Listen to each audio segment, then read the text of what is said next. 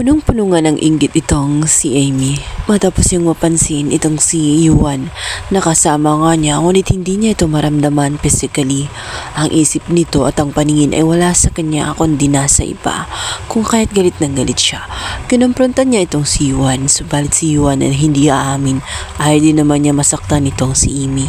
Ngunit nag-aaway nga itong dalawa. Dahil din sa kagagawa nitong si Amy, sinabihan siya ni Yuan na siya ang dahilan kung bakit nagkaroon sila ng interaction dalawa ni Ina, dahil pinatin niya itong si Ina habang ito ay papalapit sa naturang nag-award sa kanya upang kunin ang kanyang award. Sobrang gulo nilang dalawa dahil na rin sa wala naman talagang pagmamahal ang namamagitan sa kanilang dalawa.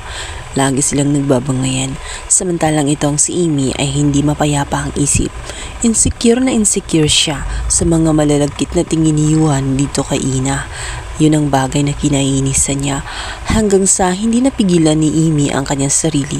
Sinugod niya itong si Ina kung saan nagpapahangin lamang sa taas ng naturang sasakyan. Hindi na rin mapigilan ni Ina na labanan nga itong si Amy dahil naiirita na rin siya sa pag-ugali nito. Kung saan kitang-kita naman talaga na insecure ito sa kanya, kung kaya't sinabihan niya ito na nababaliw na siya.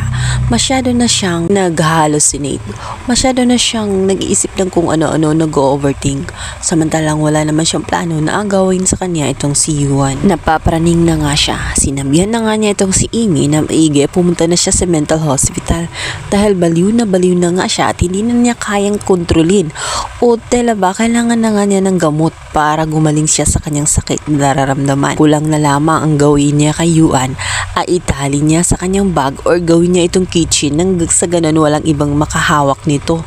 Dumating na nga sa puntong nagkasabunutan na ang dalawa. Muntik nang matulak itong si Amy. Kaya naman galit na galit siya. Pakiramdam niya ay gusto siyang patayin nitong si Ina kung saan dinepensahan lang naman niya ang kanyang sarili.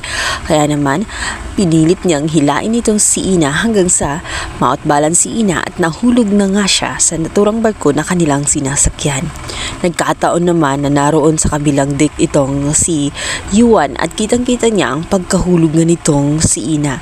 Kung kaya't agad-agad ay nasaklolohan niya dahil si Ina. Dahil nga sa medyo malalim nga ang naturang dagat ay nahirapan din itong si Yuan.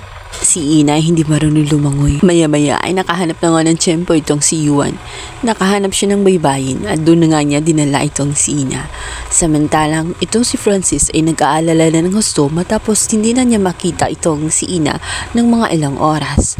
Hanggang sa nakonsensya na nga itong si Amy at nagsalita na ito na maaring nahulog umano sa dagat itong si Ina.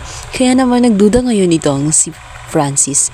Baka may kinalaman nga itong si Amy dahil siya lang naman ang laging nang-aasar at baka nga tinulak niya ito sa sobrang inis at inggit niya dito kay Ina. Sa pagkaakala nga nitong si Amy na mawawala ang kanyang problema sa oras na mawala na nga itong si Ina at tuloy na ngang lumisan. Hindi na niya muling makita, hindi na sila magkita nitong si Yuan. Ngunit sa ginawa niyang yun ay mas lalong mapapatunay ni Yuan na talagang mahalaga sa kanya itong si Ina at hindi niya ito kayang mawala at pabayaan na lamang. Maraming bagay na siyang ginawa kahit ayaw aminin ang totoo nitong si Yuan ay talagang mahal niya itong si Ina. Kaya naman nailigtas nga niya ito.